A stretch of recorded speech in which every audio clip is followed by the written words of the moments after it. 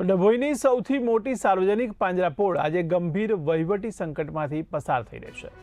ત્યારે ભરૂચ જિલ્લામાંથી કતલખાનેથી બચાવી લેવાયેલા 15 જેટલા મૂંગા પશુઓને આશ્રય આપવાનો ઇનકાર થતાં જીવદયા પ્રેમીઓમાં ભારે નારાજગી ફેલાઈ છે। તો છેલ્લા 5 વર્ષથી ચેરિટી કમિશનરમાં ચાલતા વિવાદ અને વચગાળાના વહીવટને કારણે પાંજરાપોળની સ્થિતિ કથળી ગઈ હોવાનું સામે આવ્યું છે। કર્મચારીઓની અછત, વધતા પ્રશ્નો અને નવા ટ્રસ્ટી મંડળની નિમણૂકમાં વિલંબને કારણે હવે મૂંગા પશુઓના ભવિષ્ય પર પ્રશ્નચિહ્ન ઊભું થયું છે। રમેશચંદ્ર શાહ છે, હું ડભોઈ સાર્વજનિક પાંજરાપોળમાં ટ્રસ્ટી છું। આ ભાઈ જે 15 પશુ લઈને આવ્યા છે એ નથી લેવાનું કારણ એક જ છે, અમારા કર્મચારીઓના પગાર જે છે એ લોકોના 6000 રૂપિયા પગાર છે, પગાર વધતા નથી, માણસો નવા મળતા નથી અને હાલ અમારી ચેરિટી કમિશનરમાં મેટર ચાલે છે અને વચગાળાના હુકમથી 5 વર્ષથી ચાલે છે। અત્યારે ચેરિટી કમિશનર કોઈ પણ જાતનો નિર્ણય નથી લેતા અને આના હિસાબે અમારી મજબૂરી એવી છે કે પશુ રાખી નથી શકતા, માણસો મળતા નથી। આજે 200 રૂપિયા રોજમાં કોણ માણસ આવે? કોઈ નથી આવતું। જે માણસ હતા જતા રહ્યા, આ માણસોને પણ બેરે કાલાવાલા કરીને અમે રાખેલા છે।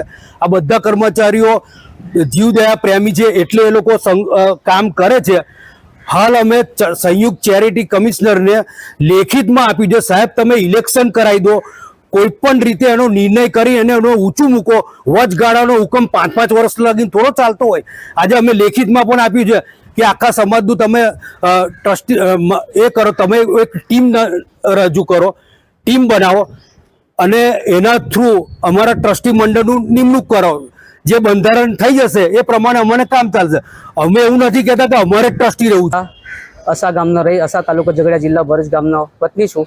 છેલ્લા કેટલાય વર્ષોથી જીવદયાના ક્ષેત્રે કાર્યમાં સંકળાયેલું છું।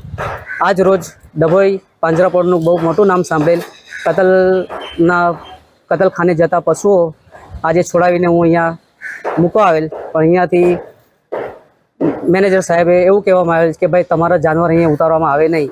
તો આટલું મોટું જૈનો જો સેવા ક્ષેત્ર સંકળાયેલો હોય, આટલી મોટી પાંજરાપોળ ચલાવતા હોય અને અહીંયા જાનવરનું લેતા ન હોય તો એનો મતલબ શું?